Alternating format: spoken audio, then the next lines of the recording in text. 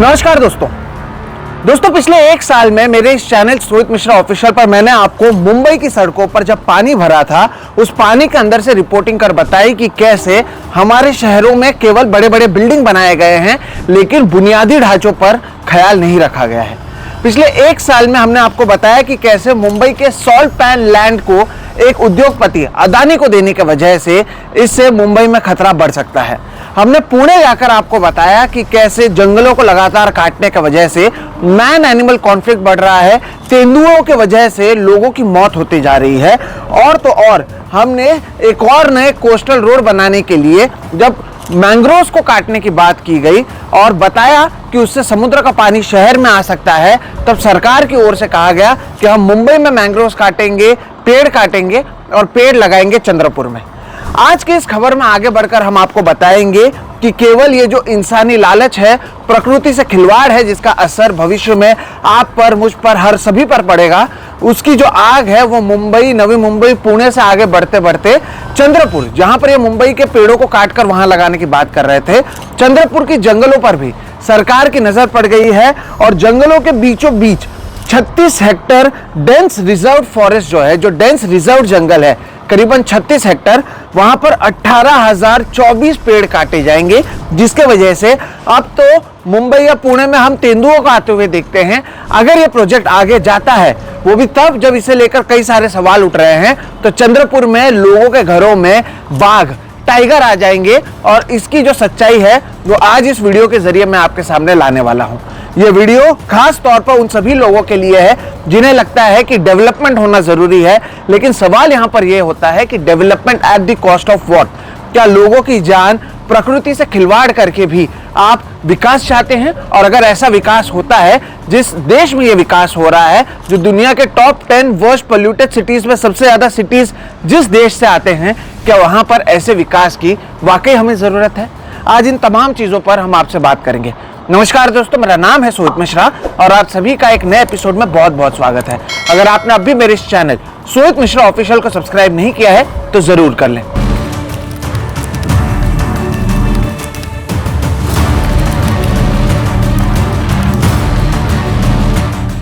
अगर आप टाइगर प्रेमी हैं तो आपने ताड़ोबा के बारे में सुना होगा। नागपुर और चंद्रपुर इलाके में मौजूद ये जो ताड़ोबा जंगल है, वहां पर बहुत सारे लोग आते हैं कि वहां पर टाइगर्स की स्पॉटिंग होती है, बहुत फेमस जगह है। और वहीं पर चंद्रपुर में लोहार डोगरी नाम के एक आयरन ओर माइनिंग प्रपोजल जो है वो सरकार की ओर से लाई गई है। ताड़ोबा और एक दूसरे जंगल के बीचों बीच जो एक जंगल मौजूद है, वहां पर क्योंकि एक पहाड़ पर लगातार लोहा मिल रहा है, आयरन ओर मिल रहा है, तो उस आयरन ओर को निकालने के लिए माइनिंग की परमिशन जो है उसकी मांग सरकार ने की है। और यहीं से दर्शकों ये जो कहानी है उसकी शुरुआत होती है। जो जगह की मैं बात कर रहा हूँ वो चंद्रपुर में आती है और वहां पर ये जो जगह है उसके बारे में जो जानकारी मिली है वो बताती है कि चंद्रपुर का ये इलाका जहां पर इन्हें लोहा मिल रहा है, आयरन ओर मिल रहा है, जहां पर सरकार चाहती है कि उनकी ओर से माइनिंग की जाए, उसे एक वाइटल टाइगर कॉरिडोर कहा गया है। टाइगर कॉरिडोर का मतलब ये होता है कि कई सारे जो टाइगर्स हैं वो ताड़ोबा अंधारी टाइगर रिजर्व में रहते हैं और वहां से जब वो दूसरे जगह पर गढ़चिरौली में मौजूद ब्रह्मपुरी या फिर उत्तर की तरफ मौजूद और तमाम जंगल हैं जैसे कि उमरेड, करहांडला की तरफ जाते हैं, तो जिस कॉरिडोर, जिस जंगल के जरिए वो एक जंगल से दूसरे जंगल पर जाते हैं, वहां पर अब सरकार माइनिंग की बात कर रही है। और वहां पर वो चाहते हैं कि माइनिंग किया जाए, वहां से लोहा निकाला जाए और उसके लिए बिडिंग की प्रपोजल की शुरुआत हो चुकी है। इसका कितना असर पड़ेगा उस पर तो हम आएंगे, लेकिन उससे पहले आप सोचिए कि हुआ क्या है, कैसे नियमों की धज्जियां उड़ाई जाती है हमारे देश में विकास के नाम पर, उद्योगपतियों के नाम पर, और इसका असर कैसे पड़ता है उसके बारे में मैं आपको बताऊंगा। जैसे कि मैंने कहा, चंद्रपुर में ये जंगल है जहां पर ये माइनिंग करना चाहते हैं, तो ऐसे तो आप माइनिंग कर नहीं सकते हैं। तो माइनिंग करने के लिए राज्य सरकार ने एक स्टैंडिंग कमेटी बनाई। स्टैंडिंग कमेटी का नाम रखा गया था state board for wild life. और ये जो स्टैंडिंग कमेटी है state board for wild life, उन्हें बोला गया कि आप जाइए, आप देखिए कि यहाँ पर माइनिंग किया जा सकता है, नहीं किया जा सकता है, क्योंकि ये जंगल के बीचों बीच मौजूद है, तो इसकी क्या परिस्थिति वहां पर होगी। और इसमें 3 मेंबर मौजूद थे। एक थे former additional chief secretary Pravin Pardeshi, एक सीसीएफ जितेंद्र रामगांवकर और एक पूनम धनवंतरे। इन्होंने वहां पर जाकर साइट विजिट किया, यानी जहां पर यह कहा जा रहा है कि लोहा मौजूद है वहां पर साइट विजिट किया और वहां पर इन्होंने बाघों को भी देखा, टाइगर का प्रेजेंस देखा। और उसके बाद इनकी ओर से जो रिपोर्ट दी गई, उस रिपोर्ट को अगर आप देखें तो वहां पर कई सारी चीजें लिखी गई है, लेकिन अंत में जो लिखा गया वो बहुत जरूरी है। उसके अंत में लिखा गया है, any mining in the forest will cause irreversible damage to environment and wild life. यानी अगर यहां पर आप माइनिंग करते हैं तो इरिवर्सिबल डैमेज होगा, यानी इतना नुकसान होगा जिसे आप वापस से पलट नहीं सकते हैं। और इसकी वजह से जो पेड़ों के कवर है, large tree cover, immense pollution in air and water and rise in man animal conflict. यानी अगर यहाँ पर माइनिंग होता है तो इससे जंगल को तो बेहद नुकसान होगा जिसे हम कभी उबर नहीं पाएंगे।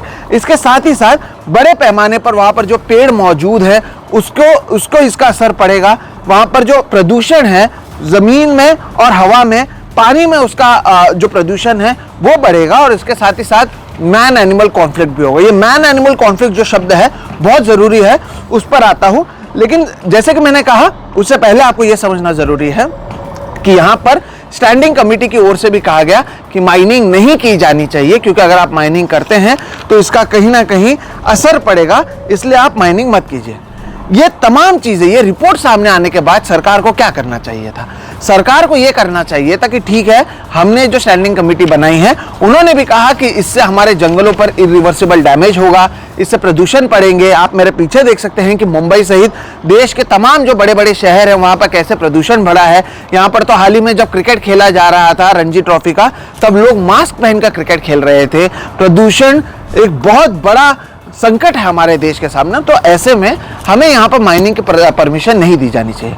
लेकिन अगर आप सोचते हैं कि सरकार ने ऐसा किया तो आप गलत सोचते हैं। इस तरह के यहाँ पर ऑब्जर्वेशन दिए जाने के बावजूद महाराष्ट्र की सरकार ने इसको नज़रअंदाज किया और अब ये जो प्रपोजल है वो national board for wild life NBWL को भेजा गया है। और अब NBWL फैसला लेगा कि यहाँ पर आयरन ओर की माइनिंग की जानी चाहिए या नहीं।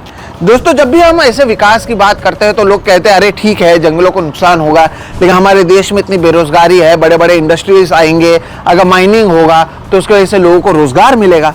तो आइए उस पर भी बात करते हैं। तो यहाँ पर कुल मिलाकर जो जानकारी मिली है उसमें पता चला है कि यहाँ पर जो बिड जिसने किया है आयरन ओर के माइनिंग के लिए, उस कंपनी का नाम है Sunflag iron and steel company limited.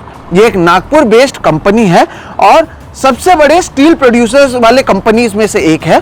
उन्होंने यहाँ पर बिडिंग की मांग की है या उनकी ओर से बिड की गई है चंद्रपुर के इन जंगलों में आयरन ओर की मांग जो खुदाई है उसके लिए।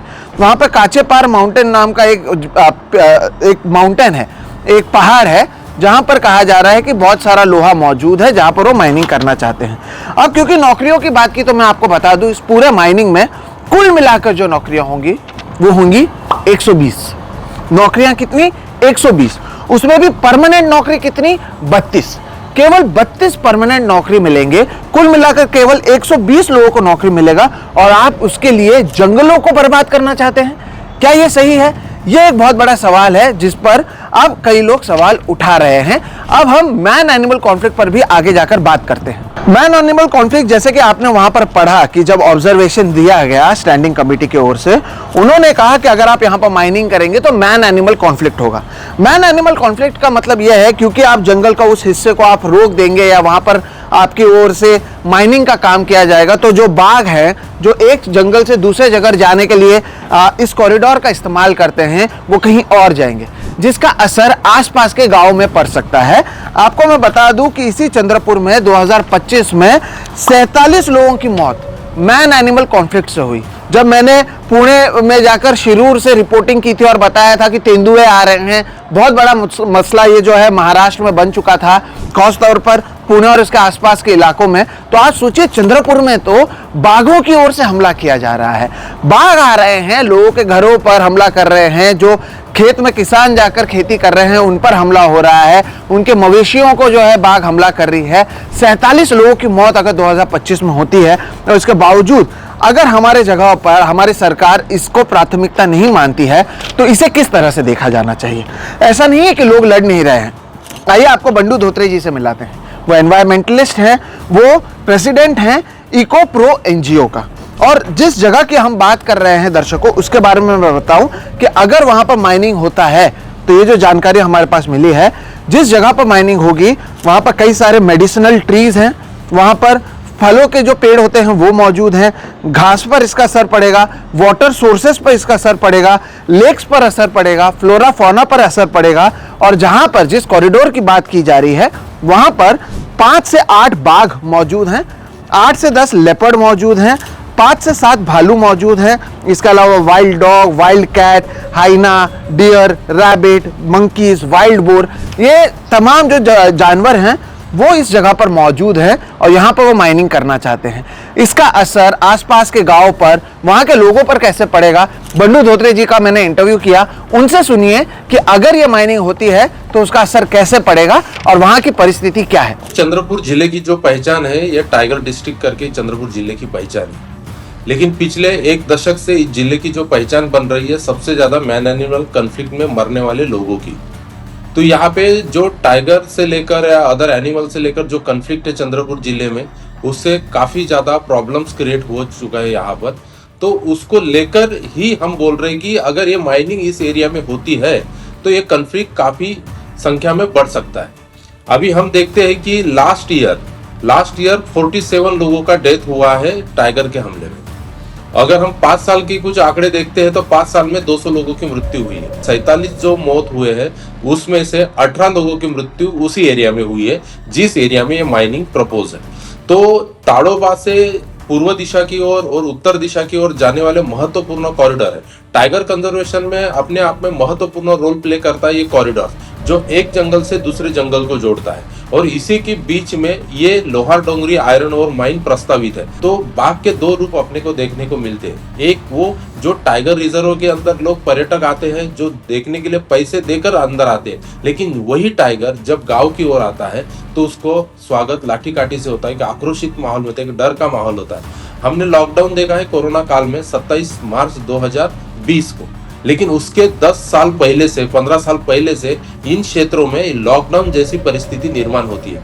जब कोई टाइगर है जो प्रॉब्लमेटिक होता है, ऐसी स्थिति में वहां पे एक डर का माहौल होता है, लोग आक्रोशित होते हैं, लोग खेत पे नहीं जा सकते, लोग बच्चे स्कूल में नहीं जा सकते। तो जिनका घर से निकलने के बाद उनकी 2 जून की रोटी के लिए रोजी का काम करना, दिहाड़ी का काम करना जरूरी होता है, वैसे भी लोग काम पे नहीं जा सकते।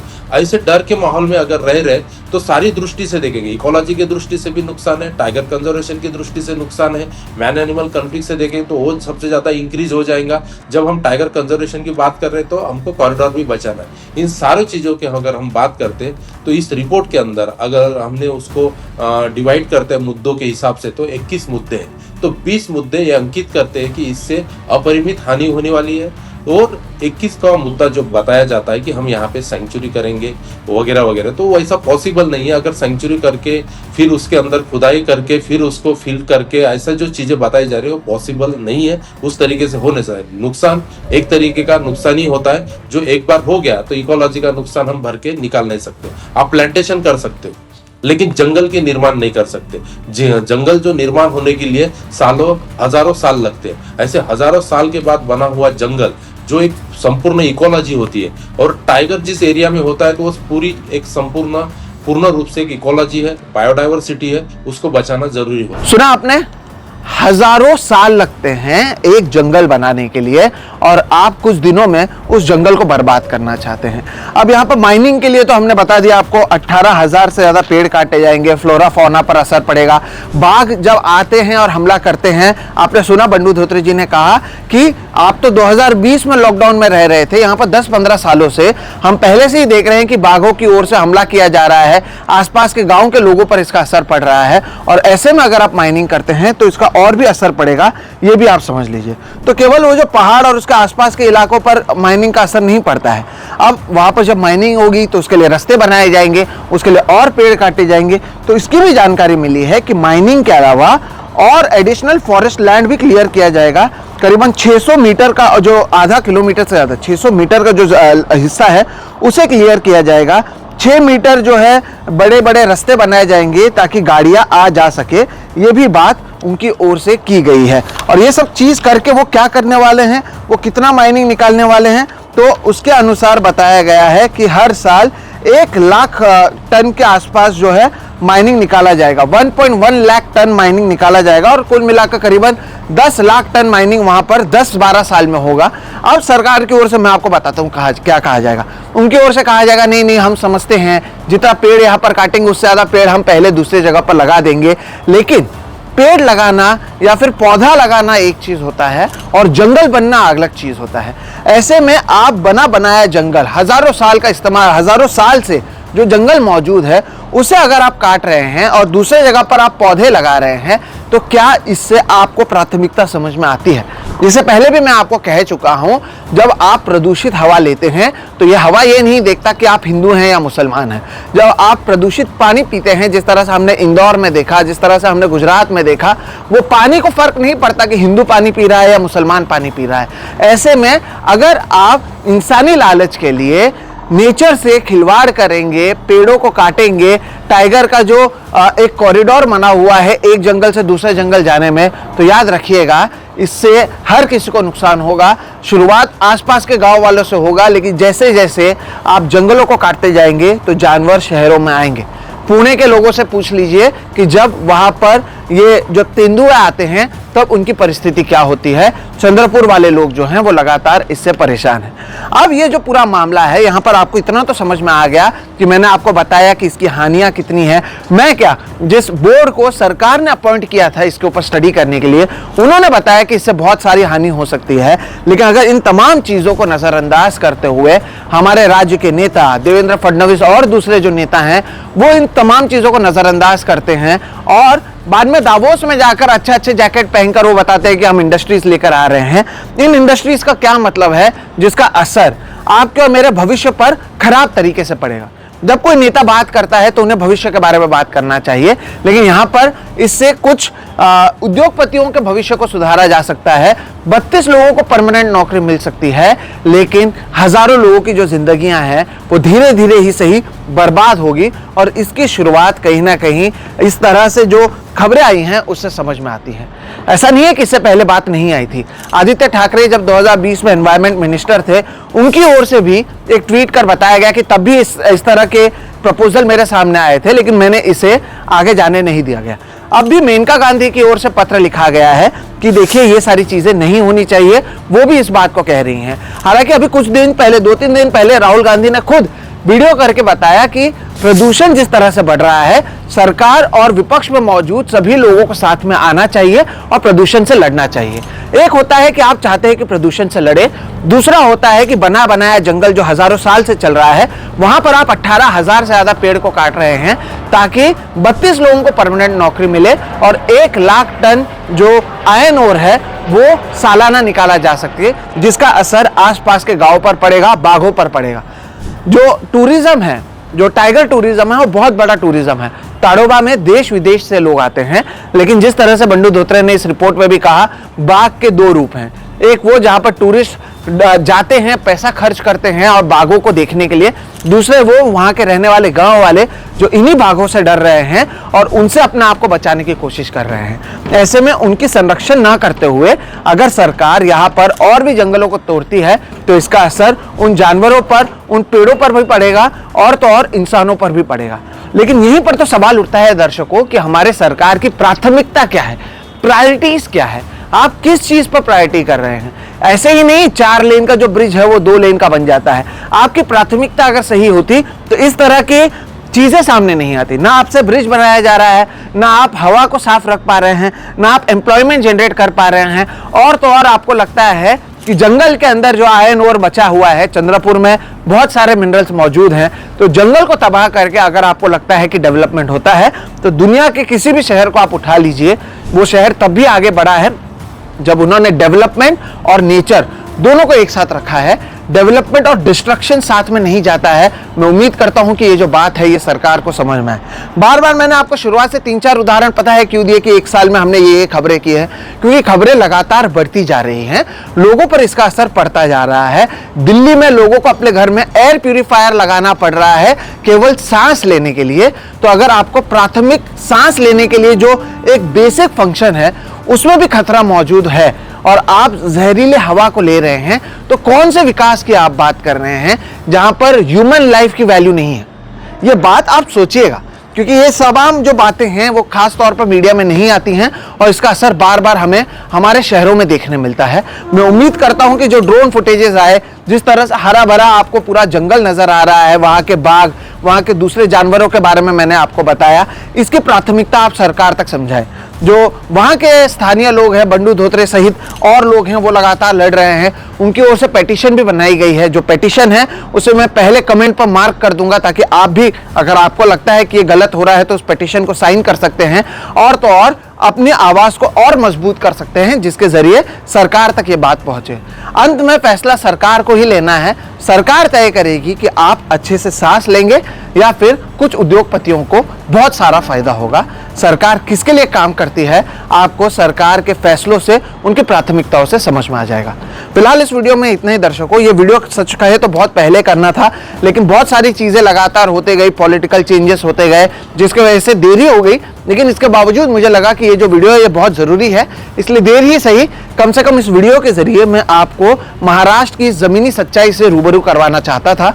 मैं उम्मीद करता हूं कि जो जानकारियां सामने आई है उससे आपको इस खतरे की जानकारी मिल गई होगी और आप समझ रहे होंगे कि हमारे देश में कैसे विकास के नाम पर पर्यावरण के साथ खिलवाड़ हो रहा है। फिलहाल आप मुझे दीजिए इजाजत। वीडियो पसंद आए तो इसे लाइक करें, दूसरों के साथ साझा करें। अगर अब भी आपने मेरे इस चैनल सोहित मिश्रा ऑफिशियल को सब्सक्राइब नहीं किया है तो वो भी कर लें। हम भविष्य में भी इस तरह के वीडियोस लगातार करते रहेंगे। मेरा नाम है सोहित मिश्रा, आप देख रहे हैं सोहित मिश्रा ऑफिशियल। नमस्कार।